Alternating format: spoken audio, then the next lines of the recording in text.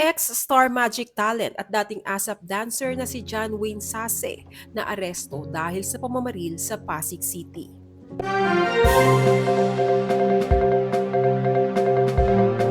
Naaresto ng Pasig Police ang dating aktor at ASAP dancer na si John Wayne Sase matapos umanong pagbabarilin ang isang 43 years old na lalaking kinilalang si Eugenio, na kababata daw ni John, nitong Lunes, October 28, sa Barangay Sagad, Pasig City.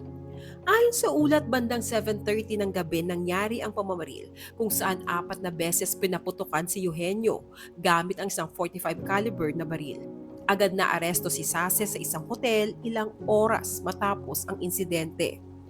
Base sa investigasyon ng mga pulis, matagal nang may hindi pagkakaunawaan at alitan sina Sase at Eugenio na pinaniniwala ang nagtulak sa insidente.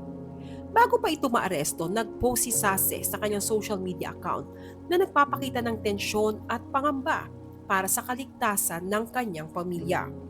Sa kanyang post, inakusahan niya ang ilang individual na palihim na nagtutulak ng droga at naninira umano sa kanyang buhay.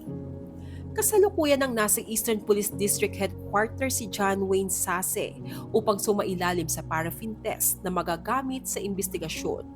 Patuloy pa rin ang masusing pagkalap ng mga pulis ng karagdagang ebidensya at pahayag upang mabuo ang kabuuang kwento sa likod ng pumaril. Si John Wayne Sase ay sumikat noong 2000s bilang isang star magic artist at dancer sa ASAP. Nakilala rin siya sa mga teleserye gaya ng Guns N' Roses at sa indie film na Pintakasi. Nitong mga nakaraang taon, inamin niya ang naging masalimuot na buhay sa labas ng showbiz, kabilang na ang kanyang pagkakasangkot umano sa droga at pagpasok sa watchlist ng Oplan Tukhang.